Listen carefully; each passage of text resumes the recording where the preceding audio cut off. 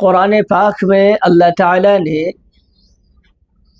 یہ بات ارشاد فرمائی کہ اے ایمان والوں ایمان لاؤ۔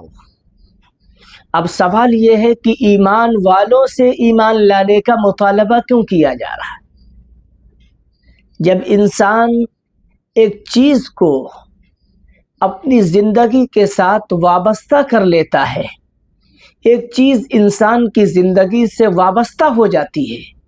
پھر انسان اگر اس کے مطابق نہیں ہوتا ہے تو کہا جاتا ہے اے فلا تم جس طرح ہو اس طرح کیوں نہیں بن جاتے؟ ایسے ہی یوں کہا جائے کہ اے ایمان والو تم ایمان لے آؤ، یعنی ایمانہ شان کے ساتھ رہو۔ ایک مومن کی جو شان ہوتی ہے، جو پہچان ہوتی ہے، جو آن ہوتی ہے، جو بان ہوتی ہے، اس شان اور آن اور بان کے ساتھ رہو۔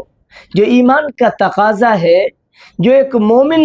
ہونے کی حیثیت سے تمہارے اوپر ذمہ داریاں عائد ہوتی ہیں، ان ذمہ داریوں کو پورا کرو۔ یعنی اے ایمان والو حقیقی طور پر تم مومن بن جاؤ۔ جب تم نے اسلام کا قلادہ، اسلام کا پٹا اپنے گلے میں ڈال لیا ہے، تم نے ربوبیت کا اقرار کر لیا ہے، رسالت مآب جناب رسول اللہ صلی اللہ علیہ وسلم کا اعتراف کر لیا ہے، قرآن پاک کو ایک لاسانی اور برحق کتاب سمجھ لیا ہے، تو اس کے بعد تمہارے اوپر تقاضا یہ آتا ہے کہ واقعتاً حقیقت میں تم مومن بن جاؤ۔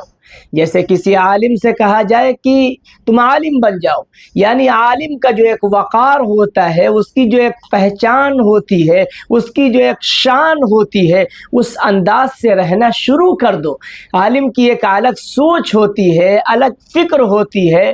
الگ اس کے اندر ساری چیزیں پائی جاتی ہیں۔ اس اعتبار سے کہا جاتا ہے اگر تم عالم ہو تو عالم بن جاؤ۔ ایسے ہی کسی طالب علم سے کہا جائے کہ تم طالب علم ہو تو حقیقی معنی میں طالب علم بن جاؤ، یعنی طالب علم کی ایک پہچان ہوتی ہے، وہ ایک محنت کرتا ہے، پڑھنے کی پیچھے، علم کے پیچھے، ایجوکیشن کے لیے اپنی محنت لگان کو لگا دیتا ہے، پوری توجہ اس کی طرف مبذول کر دیتا ہے، تو یوں کہا جائے کہ اے طالب علم صحیح معنی میں طالب علم بن جاؤ۔ ایسے ہی ایمان والوں سے کہا جا رہا ہے ایمان والوں